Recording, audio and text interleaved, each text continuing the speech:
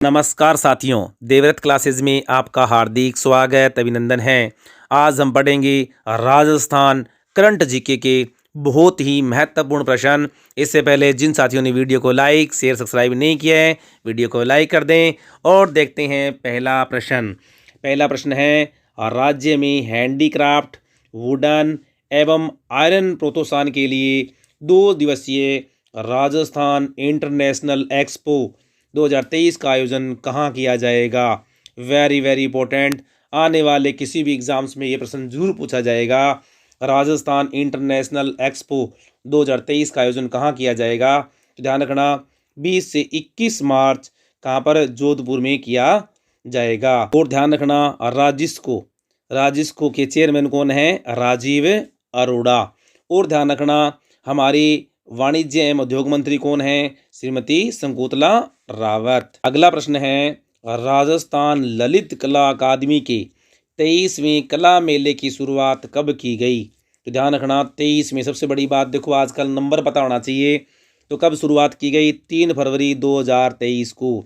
किसने की, शिक्षा मंत्री श्री BD कल्ला जी ने क्या है, इसकी शुरुआत की। और कहाँ पर, जवाहर कला केंद्र जिसे कहते हैं GKK में इसकी शुरुआत हुई। मेला संयोजक कौन है, लाखन सिंह जाट।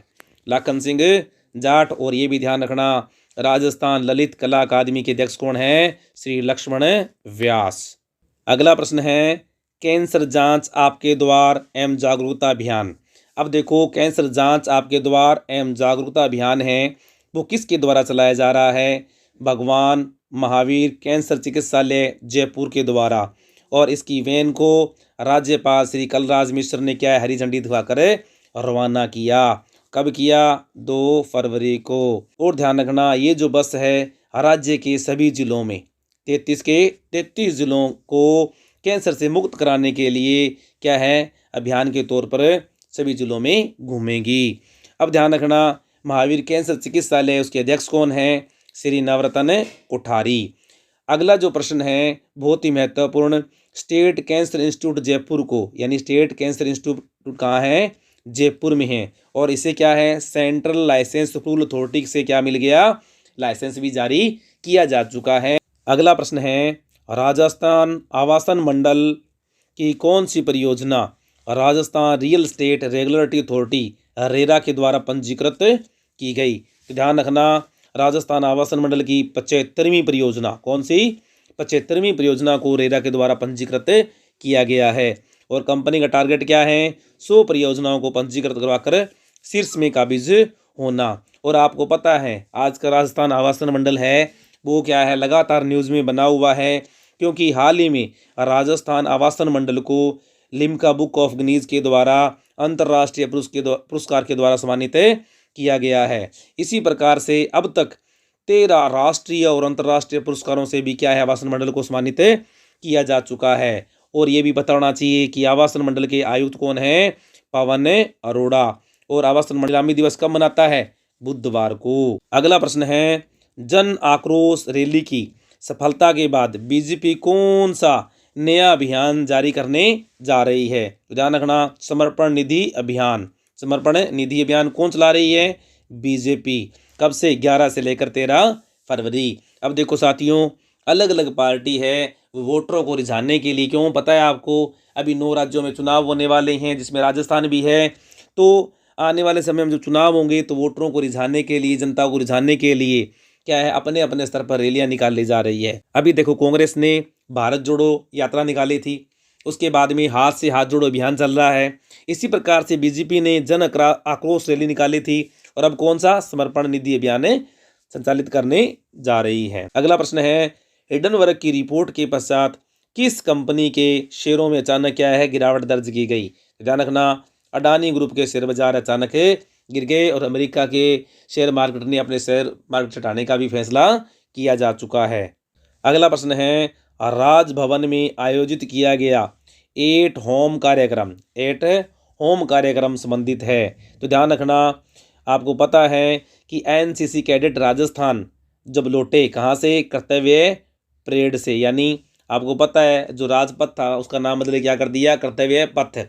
यानी गणतंत्र दिवस की जो परेड हुई थी उससे राजस्थान के जो कैडेट से भाग लेकर राजस्थान जब लौटे तो क्या है, राज्यपाल के द्वारा उन्हें क्या है, सम्मानित किया गया। एक गेट टुगेदर प्रोग्राम रखा गया जिसका नाम रखा गया एट होम कार्यक्रम।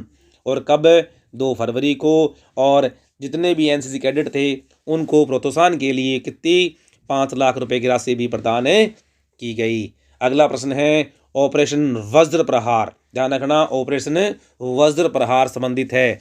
तो सबसे पहले ये किससे चलाया गया, जयपुर पुलिस के द्वारा चलाया जा रहा है। और किससे संबंधित है कि सभी तरह के जो माफिया हैं, हिस्ट्री सीटर है, उन पर लगाम लगाने के लिए जयपुर पुलिस के द्वारा चलाया गया विशेष अभियान है। अगला प्रश्न है जयपुर महाखेलों का फाइनल किस स्टेडियम में खेला गया, जिसका लाइव प्रसारण है वो प्रधानमंत्री मोदी जी ने भी देखा। तो ध्यान रखना, सबसे पहले बात करते हैं जयपुर महाखेल।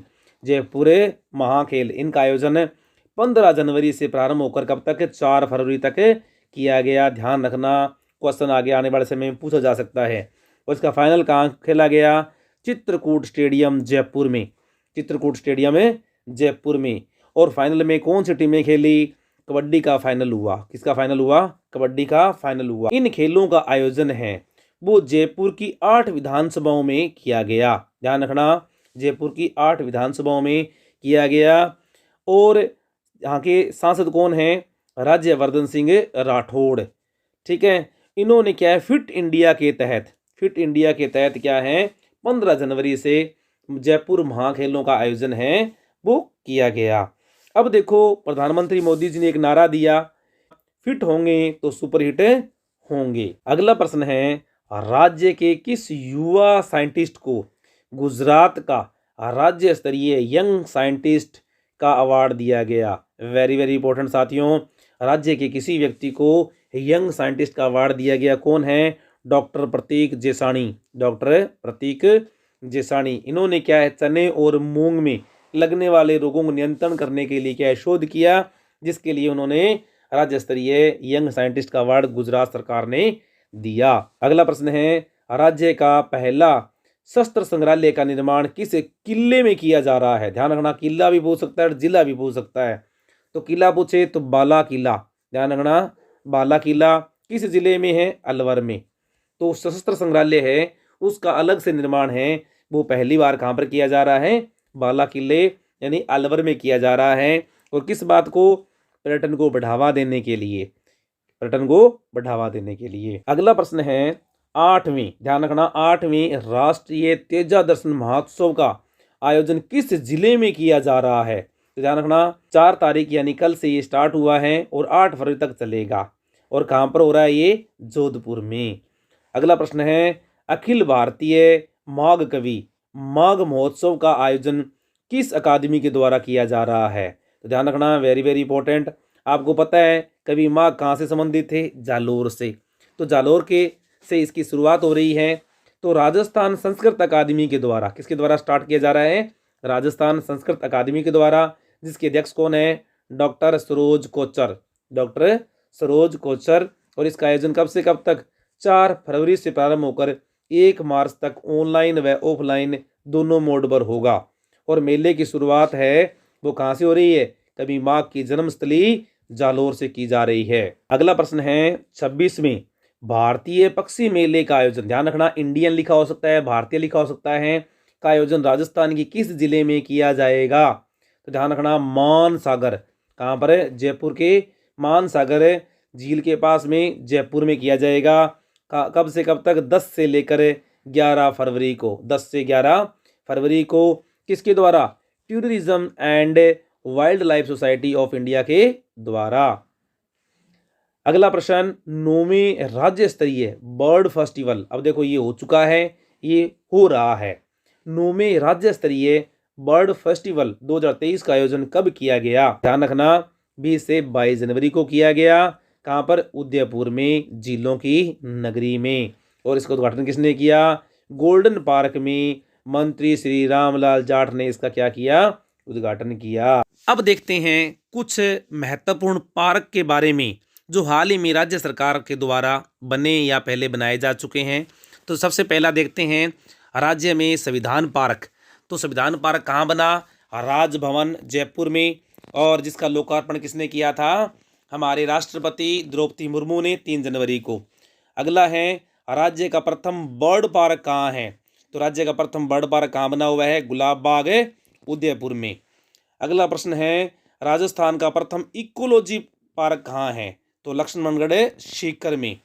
अगला प्रश्न है, राज्य का प्रथम snake park, very very important, snake park कहाँ है? कोटा में। राज्य का प्रथम स्ट्रेस पार्क, देखो बहुत ही बड़ी बात है, राज्य का प्रथम स्ट्रेस पार्क कहाँ है? कोटा में। और राज्य का MSME पार्क कहाँ है? दौसा में। अब देखो साथियों, एक तो है MSME पार्क, वो तो कहाँ है? दौसा में। और जबकि एक प्रदर्शनी लगाई गई थी MSME प्रदर्शनी, वो कहाँ लगी थी? कोटा में, ध्यान रखना। अगला प्रश्न है, राज्य का प्रथम मसाला पार्क कहाँ है? रामपुरा जोधपुर में। इसी प्रकार राज्य का सबसे बड़ा सोलर पार्क कहाँ है? भड़ला जोधपुर में। राज्य का पहला प्राकृतिक पार्क कहाँ है? चूरू में। राज्य का पहला विभूति पार्क, ध्यान रखना, पहला विभूति पार्क फतेह सागर कहाँ पर है? उदयपुर में। और राज्य का पहला निर्यात संवर्धन और औद्योगिक पार्क सीतापुरा जयपुर में है। दूसरा बरनोडा जोधपुर में। तीसरा नीमराणा अलवर में। इसी प्रकार से राज्य का पहला एग्रो फूड पार्क तो कहाँ है? उद्योग विहार श्रीगंगानगर में। दूसरा बरनोडा जोधपुर में। तीसरा रनपुर कोटा में। और चौथा नीमराणा अलवर के अंदर। और राज्य का पहला इलेक्ट्रिकल पार्क कहाँ है? ध्यान रखना, करौली अलवर के अंदर है। तो ये थे साथियों आज के बहुत ही महत्वपूर्ण प्रश्न। वीडियो को लाइक कर दें, शेयर कर दें, और चैनल पर फर्स्ट टाइम है तो चैनल को सब्सक्राइब अवश्य कर लें। Thank you.